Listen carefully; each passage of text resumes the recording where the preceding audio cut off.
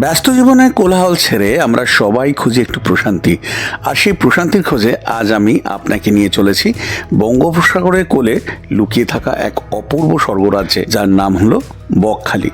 ঝাউবনের স্নিগ্ধ হাওয়া, রূপলি বালুরাশি আর শান্ত সমুদ্রের ঢেউ সব মিলিয়ে বকখালি যেন এক জীবন্ত ক্যানভাস। আজকের ভিডিওতে আমি আর আপনি একসাথে ঘুরে দেখব এই সুন্দর সমুদ্র সৈকত, জানবো এখানকার অলিগলি আর উপভোগ করব প্রকৃতির এক মায়াবী রূপ। দেখে নেব বকখালির আশেপাশে বেশ কিছু দর্শনীয় স্থান, আর একদম কম খরচে কিভাবে আমরা এই বকখালি ঘুরে নিতে পারি তারও একটা সম্পূর্ণ হিসাব থাকবে এই ভিডিওর একদম শেষে। তাহলে চলুন একদম প্রথম থেকে শুরু করা যাক।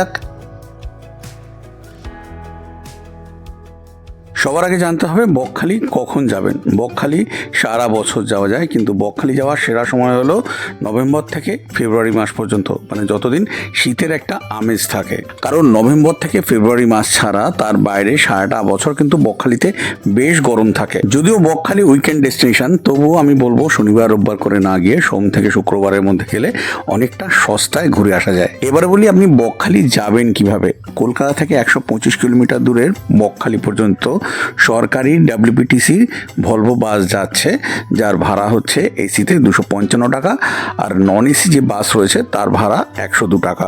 এছাড়া অনেক প্রাইভেট বাসও কিন্তু যাচ্ছে কলকাতা থেকে বকখালি পর্যন্ত।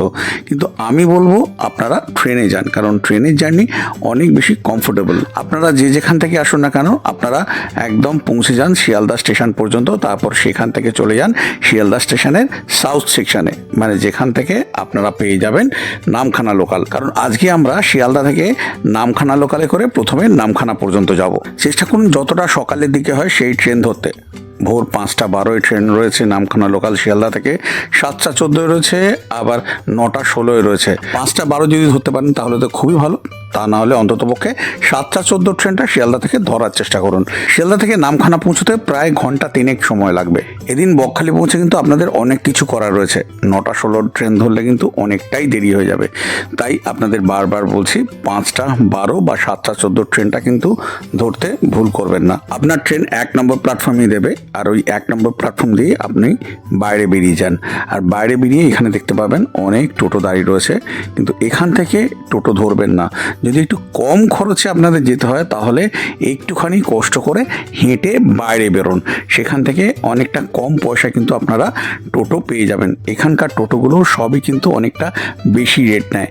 চলুন এইখান থেকে এই রাস্তা ডান দিকে ঘুরেছে, এই ডান দিকে রাস্তা ধরে কিছুটা এগিয়ে যেতে হবে। দেখবেন প্রচুর মানুষ হেঁটে চলেছে এইভাবে। এই ঢালাই রাস্তা ধরে গিয়ে এখান থেকে আপনি বাসও পেয়ে যাবেন, টোটো, অটো সব কিছুই পেয়ে যাবেন। বাসে কিন্তু বেশ ভিড় হয়, যে কারণে আমি বলবো বাসে ওঠার দরকার নেই। এই যে বাসটা কলকাতা থেকে আসছে, যাচ্ছে বকখালি পর্যন্ত, নামখানা থেকে এই ভাড়া হচ্ছে 30 টাকা। আর আপনারা যদি অটোতে বা টোটোতে যেতে চান তাহলে জনপ্রতি ভাড়া পড়ছে এই নামখানা থেকে বকখালি পর্যন্ত 40 টাকা করে। নামখানা থেকে বকখালি পর্যন্ত দূরত্ব ওই 27 কিলোমিটারের মতো, সময় নেয় প্রায় 45 মিনিট থেকে 1 ঘন্টা। নামখানা থেকে বকখালি পর্যন্ত রাস্তা কিন্তু বেশ ভালো। টোটোর আর অটোর ভাড়া যেহেতু সমান, সেই কারণে বলবো আপনারা অটোতে যাওয়ারই চেষ্টা করবেন, কারণ টোটোর থেকে অটোতে সময় একটু কম লাগে। বকখালিতে তো আপনি পৌঁছে গেলেন, এবার কথা হচ্ছে আপনি কোথায় থাকবেন। বকখালিতে ছোট বড় বিভিন্ন মানের হোটেল রয়েছে। আমি পরের ভিডিওতে বকখালির বেশ কিছু ছোট বড় হোটেলের সন্ধান আপনাদেরকে দেব, আর তার জন্য অতি অবশ্যই ট্রাভেল আওয়ারনি 0.3 চ্যানেলটাকে সাবস্ক্রাইব করে বেল আইকন প্রেস করে এই চ্যানেলের সাথে যুক্ত থাকুন। আর আজকের ভিডিওতে বেশ কিছু হোটেলের কন্ট্যাক্ট নাম্বার আমি এই ভিডিওর ডেসক্রিপশন বক্সে দিয়ে দিচ্ছি। আমি এবারে বকখালিতে গিয়েছিলাম এই হোটেল সমুদ্র সৈকতে। একদমই সাধারণ মানের একটা হোটেল, কিন্তু পরিষ্কার পরিচ্ছন্ন হোটেল, রুম বেশ বড়। চলুন আপনাদেরকে আমি এবারে রুমটা দেখিয়ে দিই। রুমের মধ্যে এরকম বেড রয়েছে যেখানে 3 জন ভালো করে শুতে পারবেন। বেশ বড় সাইজের রুম, অনেকটা উঁচু পর্যন্ত টাইলস লাগানো। রুমের মধ্যে এরকম টেবিল চেয়ার রয়েছে, LCD রয়েছে, ফ্যানও রয়েছে, আবার এসিও রয়েছে। জামা কাপড় ঝোলানোর জন্য হ্যাঙ্গার রয়েছে। রুমের মধ্যে একটা বেসিনও রয়েছে, একটা মিরারও রয়েছে। আর এই যে জানলাটা রয়েছে, জানলা থেকে কিন্তু বাইরের দিকে সমুদ্র দেখা যায়। যদিও ক্যামেরাতে কতটা বোঝা যাচ্ছে জানি না, কিন্তু সমুদ্র দেখা যায়। আর এই রুমের সাথে এইটা হচ্ছে ওয়াশরুম, ছোটোখাটোর মধ্যে পরিষ্কার পরিচ্ছন্ন ওয়াশরুম। ওয়াশরুমের মধ্যে কমোড, জেট স্প্রে, কল, ওইদিকে শাওয়ার, গিজার, এইদিকে টাওয়াল রড, সব কিছু কিন্তু রয়েছে। ছোটোখাটোর মধ্যে ঠিকঠাকই। আর এই রুমের মধ্যে একটা ডাস্টবিনও রয়েছে। এখানে প্রতিদিন 750 টাকা হিসাবে প্যাকেজেও আপনারা থাকতে পারেন, যার মধ্যে আপনারা থাকা খাওয়া পাবেন। প্যাকেজ যেমন লাঞ্চে থাকে এরকম ভাত, এরকম আলু ভাজা, বেগুন ভাজা, ডাল, তরকারি, মাছ, এই সব কিছু কিন্তু ঘুরিয়ে ফিরিয়ে হয়। এর বাইরে চাটনি থাকে, পাঁপড় থাকে, সব কিছুই থাকে। আপনারা চাইলে প্যাকেজেও থাকতে পারেন, আবার প্যাকেজের বাইরেও থাকতে পারেন, এবং প্যাকেজের বাইরে এখানে বিভিন্ন রকমের খাবারও পাওয়া যায়, সেই খাবার কিনেও খেতে পারেন। রুমে চেক ইন করে আপনারা আপনাদের জল খাবারটা খেয়ে নিন, পরোটা, ঘুগনি, আরও অনেক রকমের খাবার রয়েছে, আপনারা খেয়ে নিতে পারেন। আমি সেদিন 100 গ্রাম ছেঁড়া পরোটা 20 টাকা দিয়ে খেয়ে নিয়েছিলাম। জল খাবার খেয়ে নিয়ে তারপর চলে যান একেবারে সমুদ্র স্নানে। বকখালি সমুদ্রে ঘন্টাখানেক নিজের মনের মতো করে একদম স্নান সেরে নিন। সমুদ্র স্নান সেরে তারপর নিজের হোটেলে ফিরে মিষ্টি জলে স্নান করে নিয়ে চলে যান একেবারে লাঞ্চ সারতে। বকখালি মেন বিচে গেছে এখানে এই বনশ্রী হোটেল আর আদি বনশ্রী হোটেল রয়েছে, এখানে আপনারা লাঞ্চ সেরে নিতে পারেন, কারণ এইগুলো এখানকার সব থেকে ভালো হোটেল। তো আমি রুই থালি নিয়ে নিয়েছি, যেটার দাম পড়ছে 100 টাকা, আর সেটাতে এরা কি দিচ্ছে দেখাচ্ছি। এখানে এই চলে এসছে আমার খাবার।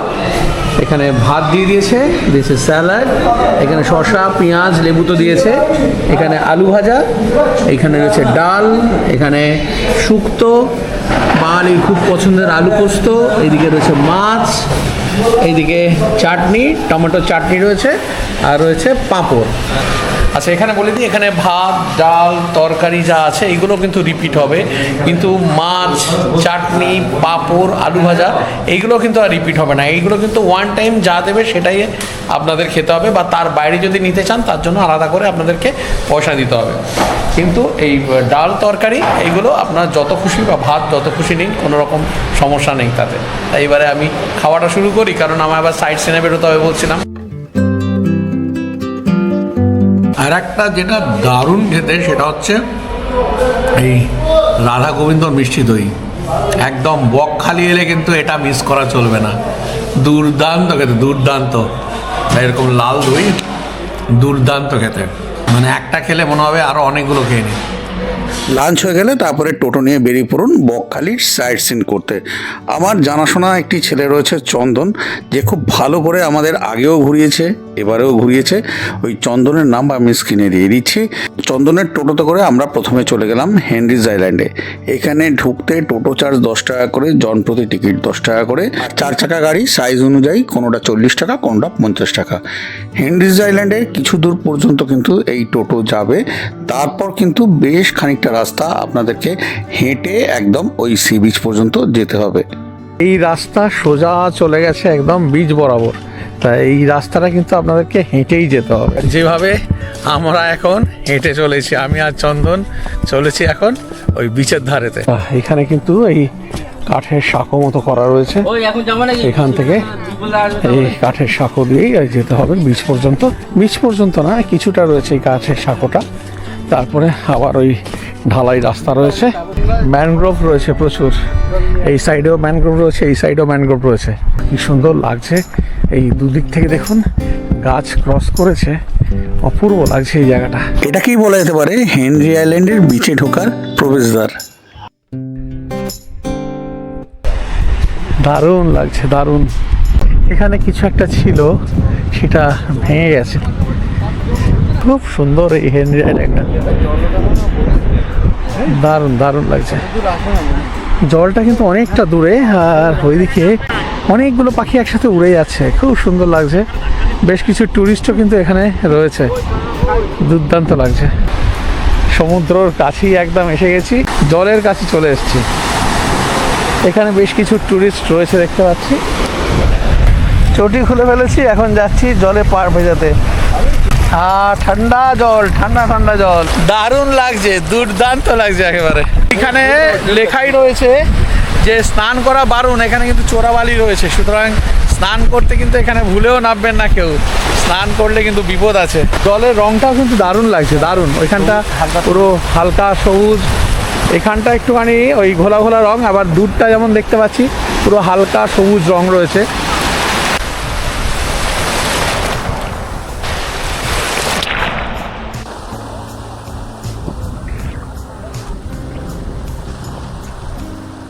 হেনরিজ আইল্যান্ড দেখে নিয়ে তারপর আমাদের টোটো ছুটে চললো আমাদের পরের গন্তব্য বেনফিশের দিকে। হেনরিজ আইল্যান্ড থেকে আমরা চলে গেলাম বেনফিশেতে। এখানে ঢুকতে জনপ্রতি 10 টাকা করে টিকিট, আর টোটো 10 টাকা, বড় গাড়ির 30 টাকা, 40 টাকা, 50 টাকা নেয়। বেনফিশে কিন্তু সারা বছর ধরে এই মৎস্যজীবীরা মাছ ধরে এবং সেই মাছ বিভিন্ন জায়গায় এক্সপোর্ট করা হয়, মানে রপ্তানি করা হয়। এখানে বিভিন্ন প্রজাতির মাছ সাথে কিন্তু প্রচুর পরিমাণে ইলিশ মাছও ওঠে। ইলিশ মাছের সিজনেতে আপনারা চাইলে কিন্তু এখান থেকে আপনারা মাছ কিনে নিতে পারেন। বেনফিশ দেখে নিয়ে আমরা চলে গেলাম কার্গিল বিচেতে। এই কার্গিল বিচকে কিন্তু আবার সানসেট পয়েন্টও বলে, কারণ এখান থেকে দুর্দান্ত সানসেট দেখা যায়। কিন্তু আমাদের যেহেতু আরও দুটো জায়গা দেখা বাকি রয়েছে বলে আমরা আর সানসেট পর্যন্ত ওয়েট করলাম না। এখানে কিছুটা সময় কাটিয়ে তারপর আবার আমাদের পরের গন্তব্য দিকে রওনা দিলাম। এরপর আমরা চলে গেলাম ফ্রেজারগঞ্জে। এটা হচ্ছে ফ্রেজারগঞ্জে মা গঙ্গার মন্দির। এখানে মা গঙ্গার মূর্তি রয়েছে। আগের বার যখন বকখালিকে আমি ফ্রেজারগঞ্জে গেলাম তখন কিন্তু এই বাঁধটা আমি দেখিনি, এবার গিয়ে দেখলাম এই বাঁধটা দিয়েছে। আর এই যে বাড়িটা দেখছেন, এই বাড়িটা হচ্ছে অ্যান্ড্রু হাডসন লেথ ফ্রেজার সাহেবের বাড়ি, যার নামে এই জায়গার নাম হয়েছিল ফ্রেজারগঞ্জ। সমুদ্রের জলরাশি এই বাড়িটাকে সম্পূর্ণভাবে ধ্বংসাবশেষে পরিণত করলেও বাঁধ দেওয়ার পরে বাড়িটি এখন এই অবস্থাতে রয়েছে। বিদ্যুৎ প্রস্তুতকারী উইন্ড টারবাইন পশ্চিমবঙ্গের একমাত্র এই বকখালিতেই রয়েছে, কিন্তু যার মধ্যে বেশিরভাগই সব খারাপ। এবারে বাঁধের উপর উঠলে এরকম সুন্দরভাবে আপনারা সমুদ্রের সৌন্দর্যকে উপভোগ করতে পারবেন। আর এই যে রাস্তাটা দেখছেন সোজা এই দিকে চলে গেছে একদম কার্গিল বিচ পর্যন্ত, আর এই দিকে চলে গেছে বকখালির যে মেইন বিচ রয়েছে সেইখান পর্যন্ত। এই ফ্রেজারগঞ্জে কিন্তু প্রচুর পরিমাণে শুটকি মাছ তৈরি করা হয়। তাছাড়া এখানে দোকানও রয়েছে। যারা শুটকি মাছ খেতে পছন্দ করেন তারা এইখান থেকে আপনাদের পছন্দ অনুযায়ী শুটকি মাছ কিন্তু কিনে নিতে পারেন। আর এখানে কিভাবে এই শুটকি মাছ তৈরি হয় সেইগুলো কিন্তু চাইলে দেখে নিতে পারেন। ফ্রেজারগঞ্জ দেখে নিয়ে তারপর চলে আসুন এই বকখালির শেষ সাইট সিন, সেটা হচ্ছে এখানকার ইকো পার্ক।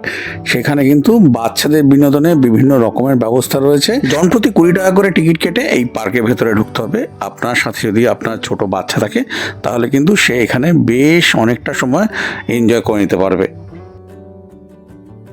সাইট সিন করা হয়ে গেলে আপনি আপনার টোটোকে বলুন আপনাকে বকখালির মেইন যে বিচ রয়েছে সেখানে ছেড়ে দিতে। এবারে সেখানে এসে অনেক দোকানপাট রয়েছে। যদি আপনারা কিছু কেনাকাটা করতে চান কেনাকাটা করতে পারেন, তা না হলে একেবারে ওইদিকে চলে যান সমুদ্রের কাছাকাছি। দারুণভাবে সেখানে বেশ কিছুটা সময় কাটান। যদিও এখানে সমুদ্র কিন্তু অনেকটা দূরে, মাঝখানে যেহেতু অনেকটা উঁচু হয়ে গেছে সেই কারণে জল আর পার পর্যন্ত আসতে পারে না। ওই ভরা কোটাল হলে তখনই আসতে পারে, তাছাড়া আর আসতে পারে না। যে কারণে এই বিচের ওপর দিয়ে বেশ খানিকটা আপনাদের হেঁটে যেতে হবে যদি সমুদ্রের জলকে কাছে পেতে হয়। এখানে দারুণভাবে একদম সানরাইজ দেখুন। সানরাইজ দেখে তারপরে আবার বিচে ফিরে যান।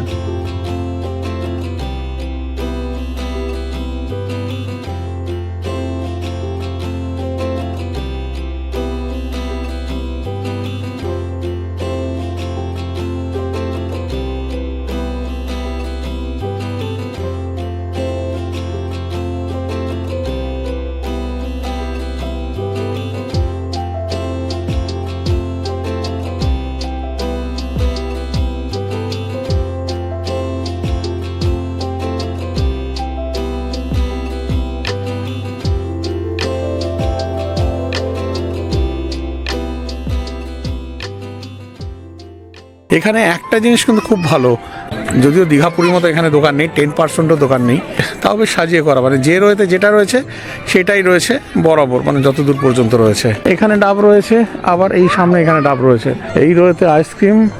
তো পরপর পরপর সব কটা আইসক্রিমের এখানে গাড়ি। তারপরের ওটাতে ভেলপুরি পাপড়ি চাট, তো সব কটা রয়েছে পরপর পরপর এই পাপড়ি চাট ভেলপুরি দোকান। তারপরে রয়েছে ফুচকা, এই যে পরপর পরপর ফুচকা। তারপরে রয়েছে এদিকে ভুট্টা রয়েছে, তারপরে মাছ রয়েছে। যারা মাছ ভাজা খেতে ভালোবাসেন তারা মাছ ভাজা খেতে পারেন।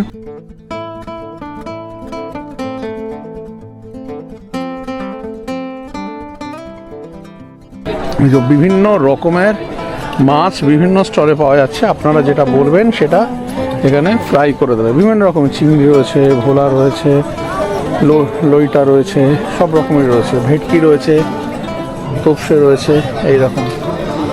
এখানে অক্টোপাস রয়েছে, স্কুইডও রয়েছে, সব রকমের রয়েছে। এইদিকে কাঁকড়া রয়েছে, এই অক্টোপাস, আপনারা যারা মাছ ভাজা খেতে ভালোবাসেন সমুদ্রের ধারে এসে, তারা কিন্তু এখানে এসে এগুলো ট্রাই করতে পারেন, ভালো লাগবে। আমি ভালোবাসি না, সত্যি কথা বলতে আমি এরকম মাছ ভাজা একদমই ভালোবাসি না, যে কারণে কোনো জায়গাতে আমি খাই না, তাই আমি আর এগুলো টেস্ট করব না। আমি একটু বেরিয়ে যাচ্ছি এবার এখান থেকে।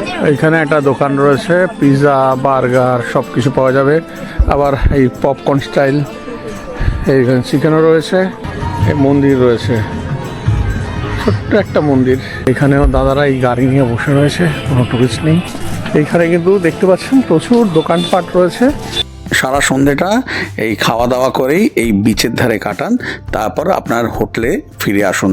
এই সেদিন হোটেলে ফেরার সময় আমি দেখলাম এখানে এই বাম্বু রেস্টুরেন্ট নামে এই একটা নতুন রেস্টুরেন্ট রয়েছে, সেখানে আমি একটা এগ রোল খেলাম যদিও, কিন্তু অ্যাম্বিয়েন্সটা দেখে বেশ ভালো লাগলো। এখানে টিফিন, লাঞ্চ, স্ন্যাক্স, ডিনারের ব্যবস্থা রয়েছে, চাইলে আপনারা করে নিতে পারেন। যদি আপনি হোটেলের প্যাকেজের মধ্যে থাকেন তাহলে হোটেলে ফিরে এসে পেয়ে যাবেন ভেজ পকোড়া, তার সাথে চা। আর প্যাকেজে না থাকলে তো আলাদা করে আপনি কিনে খেতেই পারেন। আর ডিনারেতে ভাত বা রুটি পেয়ে যাবেন, তার সাথে ডাল, তরকারি। চিকেন খেলে চিকেন পেয়ে যাবেন, আর ডিম খেলে ডিম পেয়ে যাবেন, সেটা আগে থেকে আপনাকে জানিয়ে দিতে হবে। খাওয়া দাওয়া করে তারপর রুমে এসে শুয়ে পড়ুন। পরের দিন ঘুম থেকে উঠে ভোর ভোর চলে যান একদম বিচের ধারে সানরাইজ দেখার জন্য। যদি আপনার ভাগ্য ভালো থাকে তাহলে সুন্দর করে সানরাইজ দেখতে পাবেন।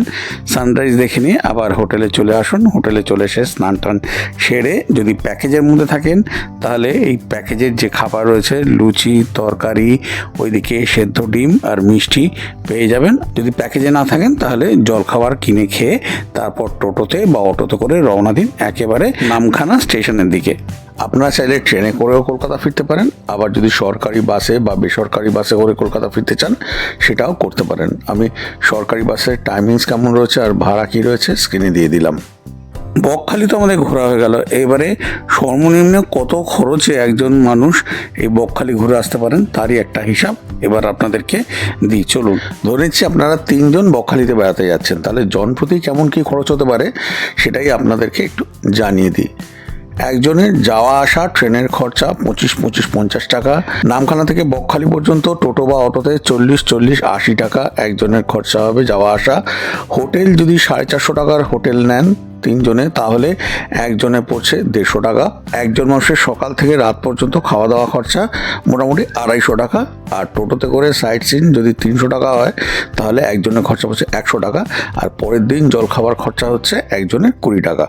তাহলে মোটামুটি দেখা যাচ্ছে যে এই হিসাব অনুযায়ী একজন মানুষ 1 রাত্রি 2 দিনে 450 টাকায় এই বকখালি ঘুরে আসতে পারবেন।